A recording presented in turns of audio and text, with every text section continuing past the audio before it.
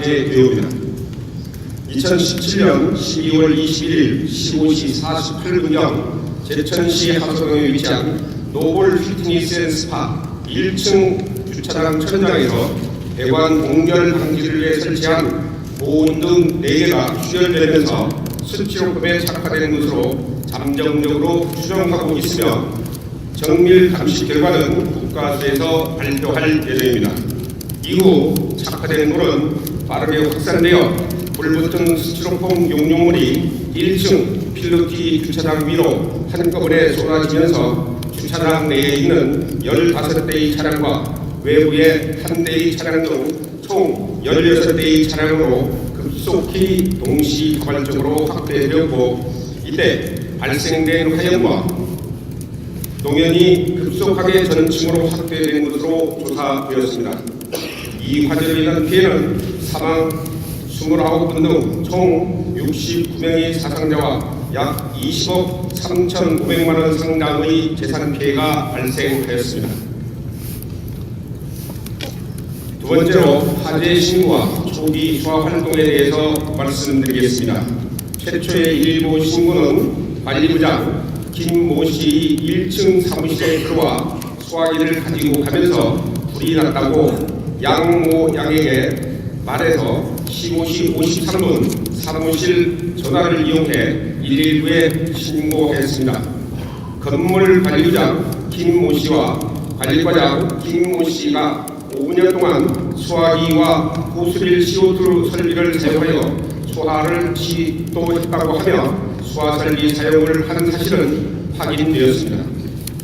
세 번째, 충청북도 소방본부 상황실이 신고 접수와 출동 내 편성에 대해서 말씀드리겠습니다.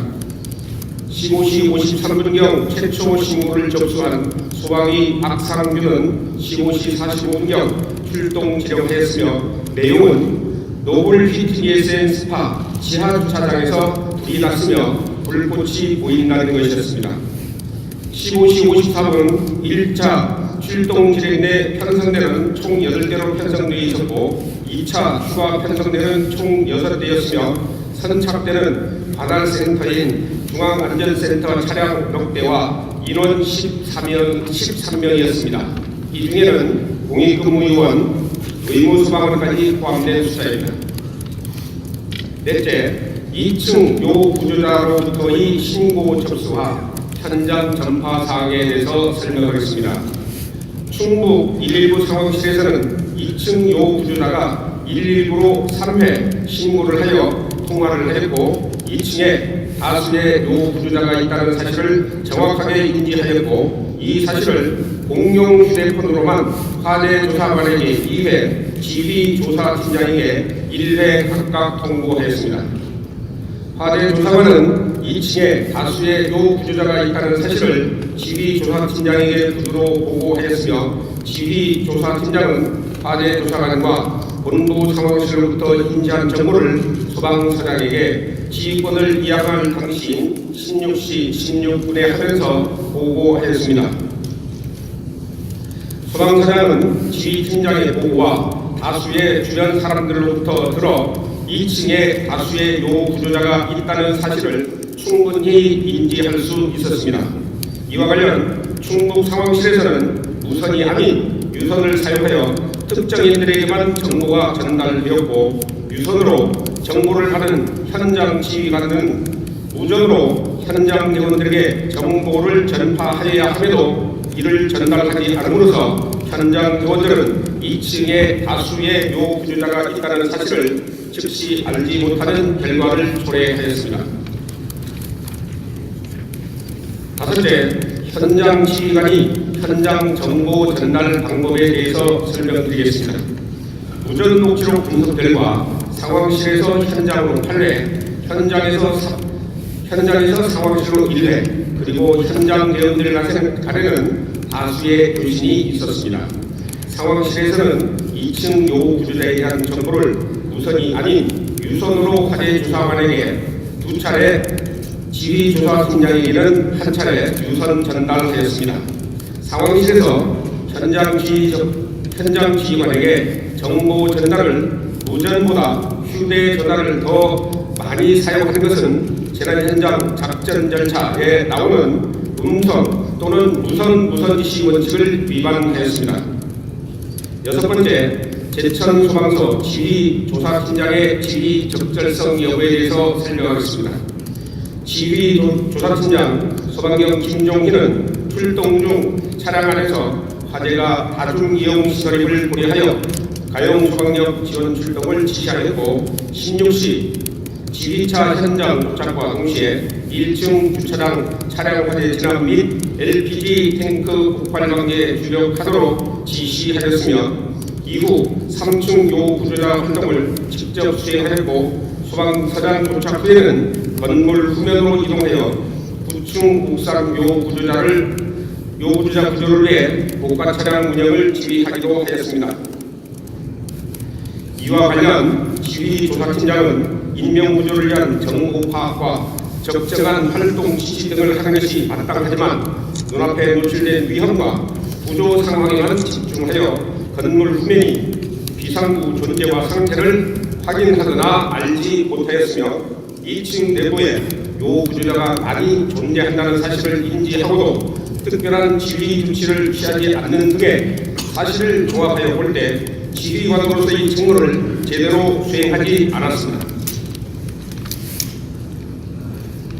제천 일곱 번째, 제천 소방서장의 지휘 적절성에 대해서 말씀드리겠습니다. 제천 소방서장 소방정 이상민은 16시 12분에 현장에 도착하여 상황을 파악하고 LPG 탱크 폭발 방지와 주차장 화재 진압을 지시한 후 긴급 구조 통제단 가동을 지시했습니다. 그러나 주변 사람들로부터 2층 요 구조자가 있다는 정보를 여러 번 들었음에도 8층 난간 요 구조자를 구조하기 위하여 물절 사다리 차로 구조할 것을 지시하였을 뿐 2층 요 구조자에 대한 인명구조 대책을 마련하지 않았으며 16시 16분에도 지휘조사팀장과 화재조사관으로부터 현장 상황을 보고받으면서 2층에 사람들이 갇혀있다는 사실을 전달받았지만 16시 20분 사망 추정자 신원 파악을 위해 각 이송병원에 소방인력 파견을 지시하고 16시 23분 소방본부장에게 화재 상황을 유선으로 보고하였지만 2층 인명구조에 관한 구체적인 지시나 행동은 없다가 16시 33분에 이르러서야 지하층 인명검색을 마친 구조대장에게 건물 전면 2층의 유리창을 파괴하여 내부 진입할 것을 지시하였습니다. 여덟 번째, 2층 내부로의 구조 진입 지연에 대해서 설명드리겠습니다. 내부 진입 통로 중 주 계단은 16시경 소방대가 도착 당시 화재 하중이 매우 큰 차량 16대가 최성기 상태이기 때문에 화염과 열기로 인해 진입이 곤란한 상태였습니다. 두 번째, 비상계단은 1층 방화문이 고인목으로 열려있어 화재 초기부터 비상계단의 농연과 열기가 확산되고 있는 상황으로 16시 16분경 제천 구조대가 외부 출입구를 통한 진입을 시도하였으나 농연과 열기로 진입이 곤란하여 후퇴하였습니다. 세 번째, 2층 유리창은 전면과 양측면에 있었고 1층에서 발생한 화염과 농연에 휩싸인 상태였으나 화재가 누그러든 일부분 유리창은 접근이 가능했을 것으로 판단됩니다. 최초 2층 진입은 16시 33분 소방서장의 지시로 제천 구조대가 복식 사다리를 전개 외부 유리를 16시 36분에 파괴하고 16시 43분에 진입했습니다. 또한 17시 05분 제천 구조대장과 다장 구조대 2명이 비상계단으로 진입하여 잠겨있는 출입문을 파괴하였습니다. 아홉 번째, 고가사다리차 활동의 적절성에 대해서 말씀드리겠습니다. 고가사다리차는 16시 20분에 화재 현장에 도착하여 건물역 봉투에 부수하고 사다리를 전개하여 9층 옥상에 대피한 3명에 대한 인명구조를 시도하였으나 민간 보소작업차가 먼저 구조를 하여 인명구조 활동을 중단하고 화재 진압으로 임무를 전환하였습니다.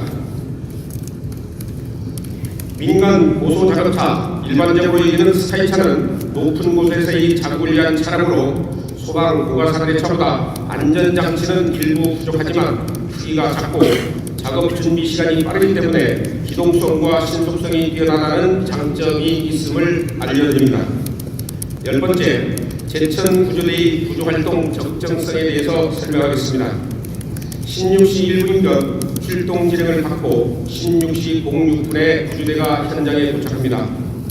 16시 15분 제천 구조대가 건물 3층 요구주자 1명을 에어베이터로 구조한 후에 제천 구조대는 다시 건물 지하 인명검색을 실시하였고 농연으로 계단참에서 철수하는 등 제대로운 구조작전이 이루어지지 않았습니다. 16시 33분 제천 소방서장으로부터 전면 유리 파괴 및 진입로 확보를 지시받고 다시 진입하게 됩니다. 이와 관련 제천 구조대가 지휘관으로부터 별도 지시를 받은 것이 없고 2층의 상황을 전달받지 못한 상황에서 도착과 즉시 3층 요구주자 1명을 구조하고 지하층 인명검색을 한 것은 부적절하겠다고 볼 수 없으나 고열과 농연을 이유로 직상층인 2층을 검색하기 위한 진입에 보다 적극적이지 못한 것은 아쉬움으로 남는 점입니다. 11번째, LPG 탱크의 폭발 가능성에 대해서 설명드리겠습니다. 선착 소방대는 주차장 옆 건물과 105cm 이격된 LPG 탱크가 화염과 고열에 노출되어 있어 폭발 방지를 위해 우선적으로 방어 주수를 해야 하는 상황이라고 판단하고 진압 활동을 했습니다.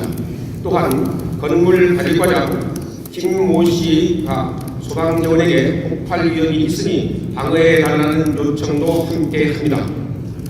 안전공학적으로 LPG 탱크 2톤이 폭발할 경우에 하구는 43m, 복사에는 139m, 폭발 압력으로 최대 72m 반경 내에서 인적, 물적 피해가 발생할 수 있습니다. 참고로 최단 폭발 시간은 5분이며 최대 대피 거리는 559m로 확인되었습니다. 따라서 화재 현장 최소 대피 거리 559m 범위 내에 대형마트, 아파트, 중학교 등이 위치해 있어 폭발할 경우 많은 인명피해가 우려되는 상황이었습니다. 이러한 사례는 2016년 9월 21일 경기도 광주에 있는 포장 안중제 공장에서 LPG 탱크 제천 화재와 똑같은 크기의 2톤 폭발이 되면서 26명이 부상을 입었고 폭발 파편에 100m에 떨어져 있는 거리에서도 중생자가 발생한 사례가 있습니다. 선착 소방대가 도착했을 당시 자동차 16대가 최성기 단계였고 LPG 탱크가 인접되어 있었기 때문에 방어주수 소방 활동은 필요한 조치였다고 판단됩니다. 12번째, 물절차 조작 미숙 부분에 대해서 설명드리겠습니다. 소방 물절차 사다리 끝에는 작업용 바스켓이 부착되어 있는데 이 바스켓은 전개 각도를 감지하여 자동으로 수평이 맞추어지는 시스템입니다. 단위 원인 이상의 이유로 수평 조절 시스템에 이상이 발생하여 바스켓이 과도하게 기울어졌고 이로 인해 자동 조작이 어려워 수동으로 전환하여 조작을 하였으며 수동 조작 시 사다리 전개 속도가 현저하게 저하되었습니다. 위와 같은 오류에 대비하여 사다리 조작판에 설치된 수평 고정 스위치로 수평을 맞출 수 있으나 조작자는 조작 경력이 4개월이고 이와 비슷한 차량을 동시에 석대를 맡고 있는 사람으로서 경험이 부족하고 훈련도 충분치 않아 응급조치에 익숙하지 못해 당일 불절차 조작이 원활하지 못하였다는 것을 확인하였습니다. 13번째, 당일날 16시 02분부터 16시 20분까지 무전 녹취록이 없다는 이유에 대해서 설명드리겠습니다. 동시간대에 무전 기록은 10개의 음성 파일이 존재합니다. 그 중에 음성 파일이 불분명한 파일이 6개, 무음이 4개입니다. 당초 일부 외부로 제출된 녹취록에 기록이 없었던 것은 무전 녹음 상태가 불량하여 내용을 알 수 없는 경우에는 녹취를 하지 않았기 때문입니다. 유족들께서 요청하시면 원본 음성 파일을 즉시 공개하도록 하겠습니다. 14번째, 충청북도 소방본부의 무선통신망 관리 소홀 부분에 대해서 설명드리겠습니다. 무선통신망 점검은 매일 실시하여야 하나 조사 결과 상황실과 제천소방서가 무선통신망 점검을 하지 않은 것으로 확인되었습니다. 또한 다른 시도에서는 고장이나 이상 발생에 대비하여 24시간 상시 점검과 수리가 가능하도록 외부 전문업체에 위탁 관리하고 있으나 충청북도는 전국에서 유일하게 이러한 시스템을 갖추고 있지 않은 것으로 조사되었습니다. 이러한 매일 무선 점검을 실시하는 것은 소방정보통신 운영 규정에 명문화가 되어 있습니다. 15번째, 제천소방서 특별소방조사의 적절성 부분에 대해서 설명드리겠습니다. 제천소방서는 최근 화재 건물에 대해서 2번에 걸쳐 소방특별조사를 실시한 바가 있습니다. 2016년 10월 31일 조사에서는 특별한 지적사항이 없었고 2017년 1월 18일 조사에서도 지적사항이 없었습니다. 이와 관련하여 소방조사가 적정하게 이루어졌는지에 대해서 추가 조사할 계획입니다. 조사 결과 부실점검이 드러날 경우 조사자와 책임자를 의법 조치할 계획입니다. 16번째, 건물주의 소방안전관리 적절성에 대해서 설명드리겠습니다. 건물주 이모 씨는 이모 씨와 소방안전관리자는 4층, 5층, 7층에 설치된 10개의 배연창을 잠금장치하여 작동 및 개방이 불가한 상태로 관리하였고 스프링클러의 알람 밸브 및 보조 펌프의 개폐 밸브가 폐쇄되어 있어 당일날 스프링클러가 작동하지 않은 것으로 조사되었습니다. 또 2층 목욕탕 내부 비상구 통로는 50cm 간격밖에 없고 선반을 설치하여 비상구를 잠긴 상태로 관리하여 피난을 곤란케 하였고 이외에도 감지기 시공 부적정, 방화셔터 미작동 등 많은 소방시설 관리에 법령을 위반하고 있었음이 확인되었습니다. 이 사항은 경찰 수사가 필요한 사항으로 수사 의뢰 예정입니다. 17번째, 동대상문에 대해서 소방시설이 제대로 설치되어 있으냐 여부입니다. 화재 건물은 근린생활시설과 운동시설을 포함하는 복합건축물로서 소화설비, 경보설비, 피난설비, 소화활동설비 등이 설치되어 있으며 동소방시설은 소방시설법 시행령에 따라 적법하게 설치된 것으로 확인되었습니다. 18번째, 건물 구조상의 문제에 대해서 설명드리겠습니다. 화재 건물 외벽은 화재에 취약한 스티로폼을 이용한 드라이비트 재질이고 화물용 엘리베이터와 승객용 엘리베이터 층간 방화 구획이 불량하며 EPS실과 파이프 덕트실이 방화구획 마감 처리가 불량하여 화재가 급속히 수직으로 확대되는 구조였습니다. 참고로 EPS실은 전선과 전화 등이 배관이 통과하는 구간을 얘기하는 겁니다. 필로티 구조의 건축물 주 취집 후에 방화문이 미설치되었고 천정 부분 방화구역이 미설정되어 실내로 화재 확산 차단이 불가한 구조였습니다. 8층, 9층 테러스 부부들 불법 증축 및 옥탑의 물탱크실에 불법 용도 변경 등 인명피해의 요인이 되었습니다. 이 사항은 경찰 수사가 필요한 사항으로 수사 의뢰 예정입니다. 지금까지 밝혀진 주요 사항에 대한 조사 결과를 말씀드렸습니다. 소방합동조사단이 조사 결과를 종합하면 제천 복합건물 화재는 초기 단계부터 급속히 확산되었고 대응 인력이 절대적으로 부족했으며 충청북도의 소방통신망 관리가 부실하여 현장 활동이 원활치 못했을 것이라는 점이 인정됩니다.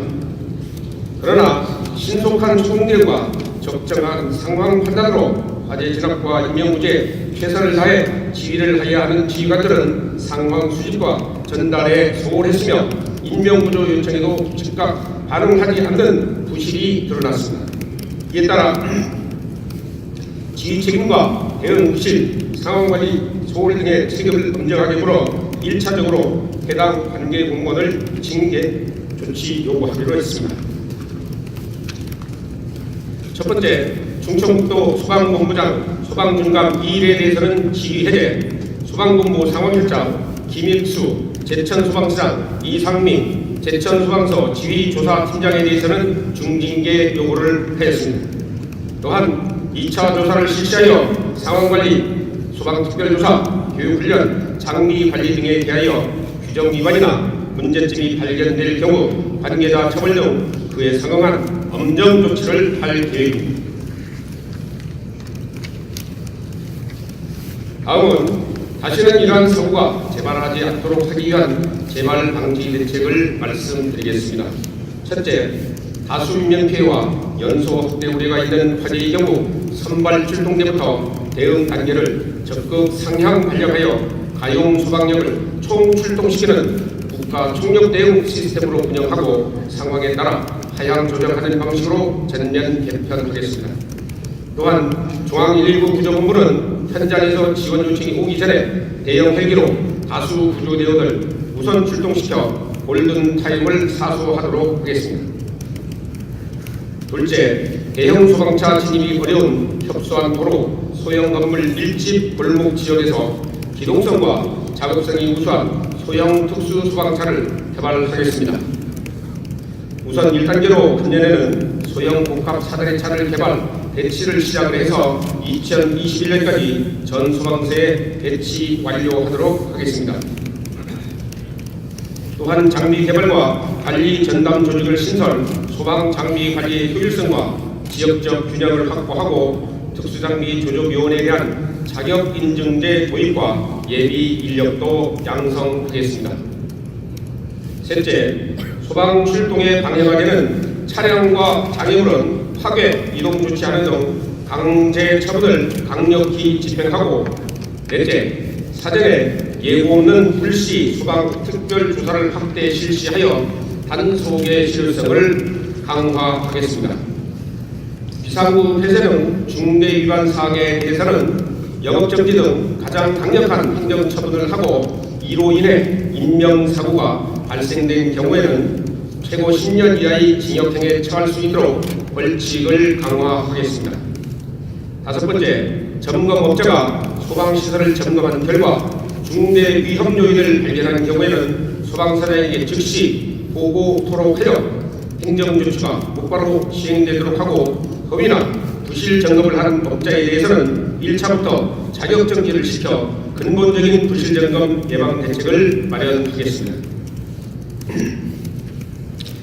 여섯째, 소방학교 교육훈련을 현행 이수제에서 능력평가, 자격 인증 방식으로 전면 개편하겠습니다. 소방학교 교육 프로그램을 실제 훈련의 중심이 능력평가 방식으로 전환하고 승진 필수 요건으로 규정하여 우수한 지휘관을 양성토록 하겠습니다. 또한 신화제 훈련의 확대를 위한 훈련시설의 설치와 VR, AR 등 4차 산업 기반의 첨단 훈련시설도 도입하겠습니다. 일곱째, 이번 충청북도의 소방력 현실과 같이 대도시 지역이 절반에 불과한 현장 인력 확충을 2022년까지 차질 없이 추진토록 하겠습니다.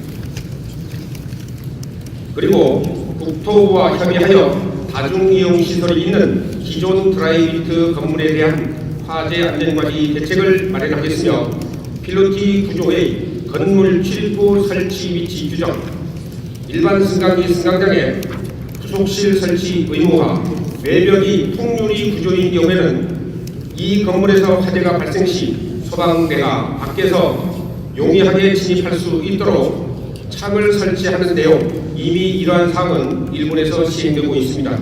포함하여 근본적인 대책을 마련하겠습니다. 또한 경찰청과 협의하여 소방차 출동을 방해하는 불법 주차 행위에 대해서는 벌금을 대폭 상향하고 재난 현장 골든타임 확보를 위해 소방차 우선 신호제 도입을 추진하겠습니다.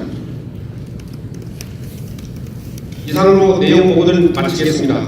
아울러 소방합동조사단의 공식 활동은 종료되었지만 추가 확인 사항이나 조사가 필요할 경우 소방청은 신속하고 적정한 방법을 선택하여 즉각 대응토록 하고 유가족 대책위원회와 관련된 사항은 우선하여 협조할 계획임을 말씀드립니다.